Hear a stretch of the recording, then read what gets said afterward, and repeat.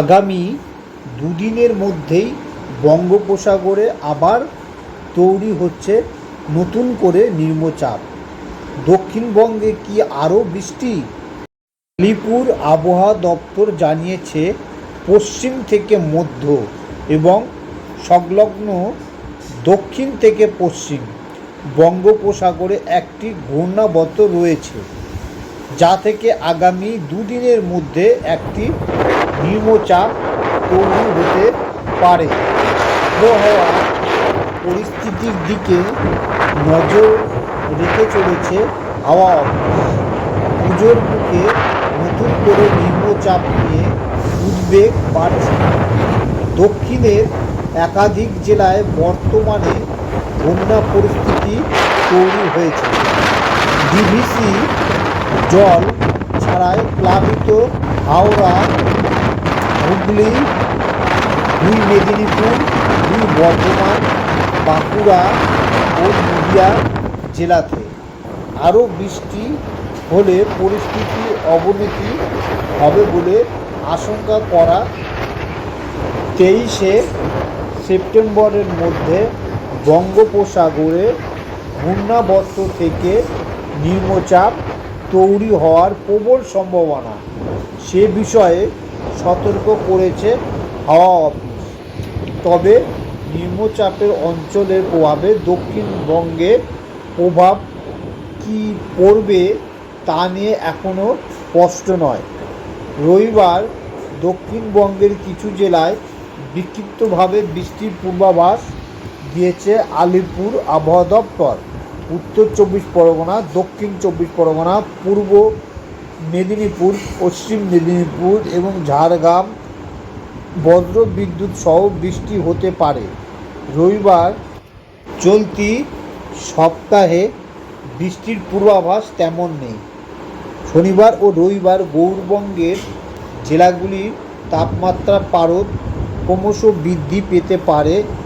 গরমের তীব্রতা বৃদ্ধি পাবে জেলাগুলিতে। আগামী সপ্তাহ থেকে গৌরবঙ্গের জেলাগুলিতে তাপমাত্রা ফের পরিবর্তন হতে পারে। ঝড় বৃষ্টির সম্ভাবনা রয়েছে সপ্তাহের প্রথম দিকে। সপ্তাহের শুরুতে মুষলধারে বৃষ্টির সম্ভাবনা রয়েছে। আবহাওয়ার পূর্বাভাস অনুযায়ী নিম্নচাপের প্রভাবে ভারী বৃষ্টিতে ফের ভিজতে পারে কলকাতা সহ দক্ষিণবঙ্গ একাধিক জেলা। এখনও পর্যন্ত মৎস্যজীবীদের ক্ষেত্রে কোনো সতর্কবার্তা জারি করেনি হাওয়া অফিস। যেহেতু দুর্গাপূজা সামনে চলে এসেছে, সেহেতু সবার মনে চিন্তা দানা বেঁধেছে যে দুর্গাপূজায় এবার বৃষ্টি হবে নাকি।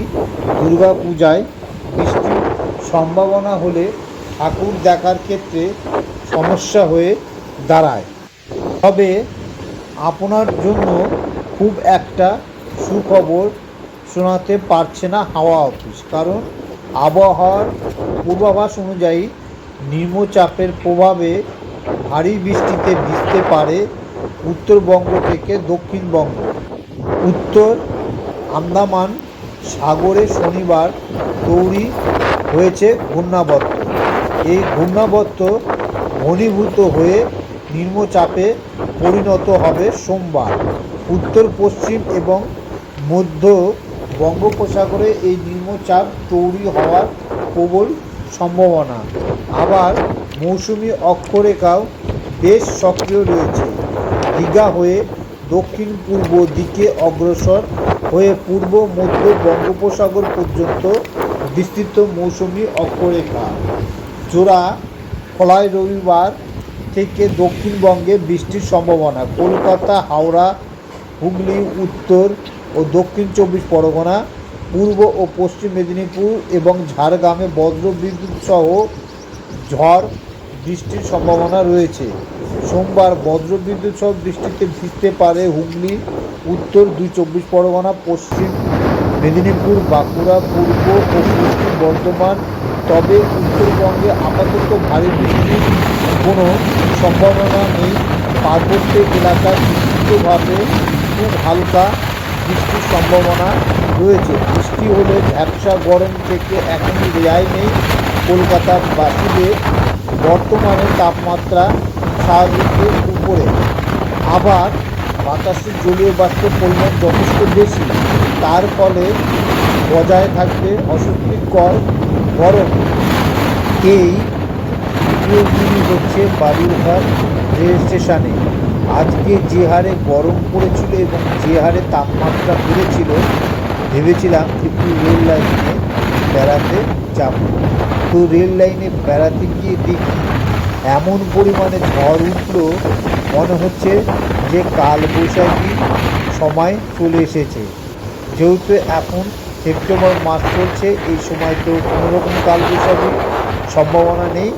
তবে যে পরিমাণে গরম ছিল সে থেকে নিমিষের মধ্যে ঠান্ডা করে দিল। এত পরিমাণে হাওয়া উঠেছিল যে নিমিষের মধ্যে যে কোনো জিনিস উড়িয়ে নিয়ে যাচ্ছিল। সঙ্গে পড়েছে কয়েকটি গাছ উপড়ে, এবং রেল লাইনে যে নোংরা চিকচিকি বা অন্য কোনো জিনিস ছিল সব হাওয়াতে উঠতে শুরু করেছে। দেখতে পাচ্ছেন আপনি ভিডিওতে যে কী পরিমাণে হাওয়া হচ্ছে, এবং তার শব্দ আপনারা অবশ্যই এই ভিডিওতে শুনতে পাবেন। Thank you.